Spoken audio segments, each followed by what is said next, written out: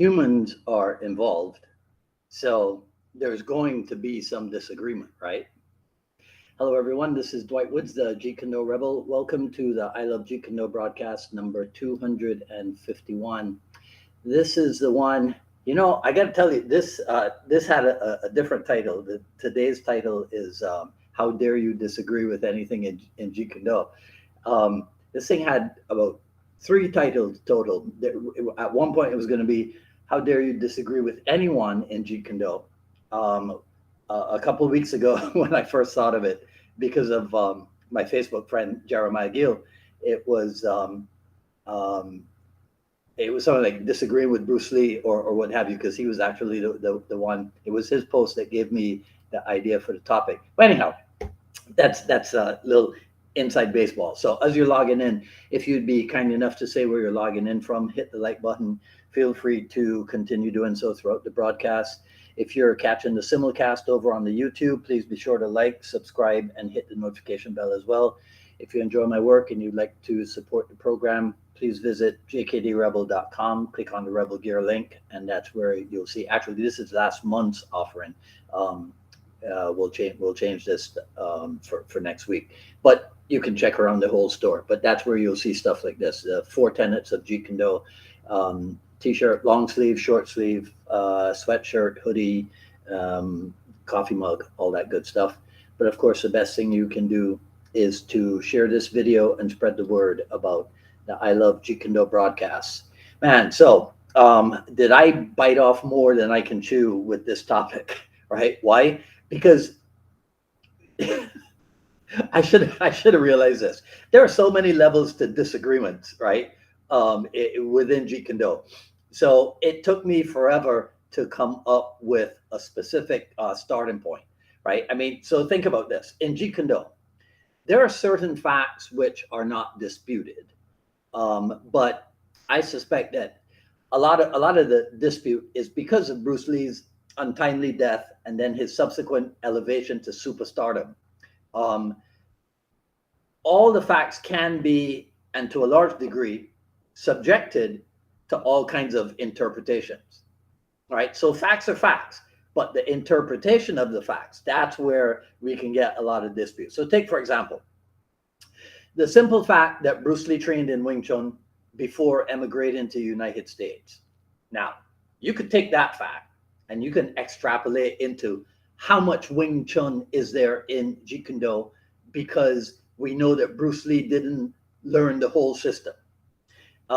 So that, I call that an at the start debate, because it goes way back to 1959 or so. So that at the start debate can continue over the years onto the question of in the years leading up to Bruce Lee's death, was there or was there not even an emphasis on Wing Chun, right? Then we can leap from Wing Chun to the role played by any other art when it comes to Jeet Kune Do.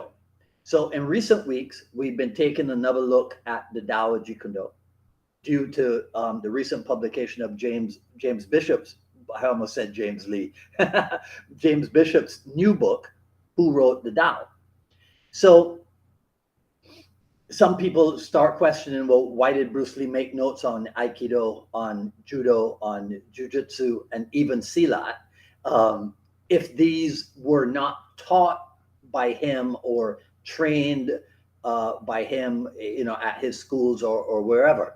So the question of course, that question leads to, should his students, right? So I'm showing how certain facts, right, can lead now to disputes. So that question leads to, should his students be studying these art when Bruce Lee himself didn't, even though he obviously had an interest in them? You with me? So of course, that now leads to the area of what just might be, you guys let me know in the comments if you agree with this. This just might be the biggest disagreement in Jeet Kune Do, and that is which student followed in the correct path of Jeet Kune Do. So that's the area. The sub area, a huge sub area of disagreement, is the disputes between the students of Bruce Lee who became known as Jeet Kune Do instructors. You with me? The disputes between the students of Bruce Lee who became known as Jeet Kune Do instructors. Then the disputes between their students on behalf of those individual instructors. The disputes between their students on behalf of those individual instructors. Then the disputes amongst students of the same instructor, and on, right? Now, what we don't see too much of, except outside of the Jeet Kune Do world, we don't see too much of this inside the Jeet Kune Do world, is people disagreeing with Bruce Lee himself. So that's why when Jeremiah put the original post out, it immediately struck me as strange, and he got me thinking, and I thank him for that. So the reason for my surprise wasn't because of necessarily the infrequency of people disagreeing with Bruce Lee, but instead it was just the idea that such a thing would even exist, right? It was a shock for me, and I'll explain why. It's because I have lived many years having read words like these. So I'll just read this quote for you, right? So it says, Jeet Kune Do is not a form of special conditioning with a set of beliefs and particular approach. It does not look at combat from a certain angle, but from all possible angles. And although JKD uses all ways and means to serve its end, after all, efficiency is anything that scores, it is bound by none and is therefore free from them. So somebody like me, having read that a long time ago, the notion of that there's something about Jeet Kune Do with which to disagree with Bruce Lee struck me as strange. So if that quote doesn't convince you that Jeet Kune Do is a recipe for the free thinker, right? Here's a second one. So what might have started off as some sort of personal fluidity on the part of its founder has now become solidified fixed knowledge, organized and classified responses presented in logical order, a sort of preserved cure-all for mass conditioning. In so doing, the well-meaning, loyal followers have made this knowledge not only a holy shrine, but a tomb in which the founder's wisdom is buried. Right? So let me know what you guys think, right? About this whole notion of disagreeing, and then whether or not it is even, see, because my take on it is there is no such thing as disagreeing with Bruce Lee, because built in to the art is the idea of thinking for yourself and following your own path, okay, right? Or having your own experience on that Jeet Kune Do path. So there's nothing really to disagree with. Now, because Bruce Lee lived in a different era, things change. When those things change, if you find it necessary to change, you just calmly do that. You just go right ahead and do that. Stick to the principles, follow the guidelines, no problems. That's not disagreement as far as I'm concerned, right? So let me know what you think in the comments below. That's all I got to say about this video. If you like what you heard, please comment, rate, subscribe, hit the notification bell. Follow me on Twitter at Dwight Woods and on Instagram at Dwight D. Woods, at paypal.me/UnifiedMA Miami. The Jeet Kune Do Journey, excuse me, Volume 1, raw but edited version is available. And coming up on not Friday. Listen carefully. Coming up on Saturday at 3 p.m. Another episode of the Jeet Kune Do Dialogues with Rickard Ankerson of JKD Sweden, I think it is. It's jkdalliance.com, JKD Academy IF, I think, right? I'm pretty sure it's in Sweden, right? Okay, so that's Friday, Saturday. Get it right, Dwight. Saturday at 3 p.m. Eastern time. All right. Today is a pastel day, so I went with this. You've seen this before, the big kick one, right? One of my favorite designs, and that's it. So see some of you not on Friday, on Saturday at 3 p.m. If not, see you next week for another issue of the I Love Jeet Kune Do broadcast. Until then, this is Dwight Woods, the Jeet Kune Do Rebel, signing off. You guys have a great evening. You know what? I got time. Right?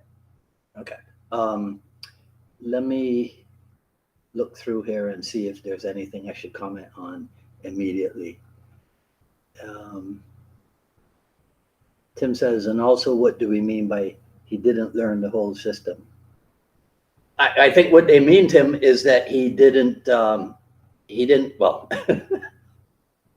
I don't know as much as other people do about which of the three Wing Chun forms he learned, whether he learned the weapons system or what have you. So I think that's what some people mean by that. Plus, if he only spent 3 years, do you learn the whole Wing Chun system in 3 years, right? Simon Alpin, study whatever you want, just don't label it JKD. Well, that in itself that's a constant dispute, right, Simon? Some people, this whole idea that JKD is immutable, right? So so Jeet Kune Do, the idea of totality, the idea of being a total martial artist, which is a Jeet Kune Do idea, leads me to study Brazilian Jiu Jitsu. And in studying Brazilian Jiu Jitsu, I take what makes sense, what I think I need from it. And it is blended in with everything else that I have been training in Jeet Kune Do. So now, I'm not supposed to label what I do as Jeet Kune Do because I spent some time in Brazilian Jiu Jitsu. I am not saying Brazilian Jiu Jitsu is Jeet Kune Do.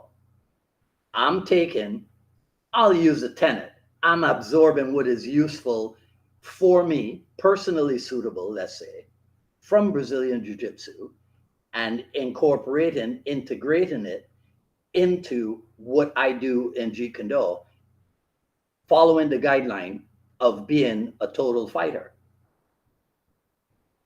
So I don't see how that's somehow, and now I need to relabel Jeet Kune Do. Why? All right. Tim says, how do people define study, which should be me? Yeah, well, I'm not gonna touch that. Yuski, whose quote was that second one? Yuski, if you don't know, you need to read more, right? He was telling the truth about it all. Mark Stewart, how you doing? We'll bring flowers, come down. Okay, all right. Mark Black says, Bruce changed, Bruce sadly passed. Because he passed, we then preserve. He was right about it all.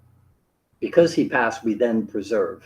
Well, we didn't preserve, hopefully, we didn't preserve his deceased remains, right? And so the living legacy that he left us, Mark, which is Jeet Kune Do, Mark Black, right?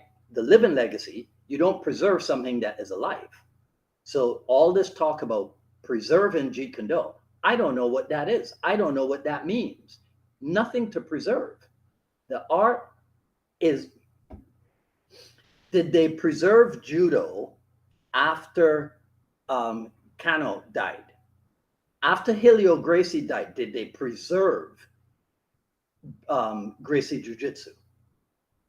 I don't think you hear any other martial art method, any other martial art group talking about preserving what the founder, everybody just continues to train. Everybody just continues to train and incorporate whatever developments are necessary to advance the art.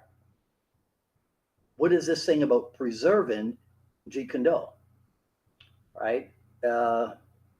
Tim says, how can we even disagree with Bruce Lee when we can't agree on the meanings of the contradictions? Well, that's the thing. It's because there are contradictions. Now, Tim, any wise person would go, oh, there's contradictions in what Bruce Lee said and what he wrote and how he thought. Well, yes, that's called evolution, right? Everybody at some point. I don't think there's anybody on the planet who's like, when I was a child, this is how I thought, these were my beliefs, and now that I am an adult, those childish thoughts are still what I think and the way I think and the way I approach things. Except apparently a thinker like Bruce Lee, right? Too deep of a subject. Ramon, shut up. Too deep of a subject for me. I must regress when I hear Bruce's word and like it. Mick Tully. So, Mick, ease up. You and Mr. Perez, that's all I'm going to say. 2 words. Ease up. Okay. Well, okay. If I add okay, that's 3 words, right? And Ricardo Ankerson. Okay, so he was missing moves or just the way moves are put in patterns. All right. Okay. All right. So this reading, it's hard for me to read. This is a smaller screen. So I'm just gonna get off and yeah, I got time. I'll get off and read the comments on the big Facebook page, and I'll just talk to them there. All right. Okay. So that's it, guys. Talk soon. Take care.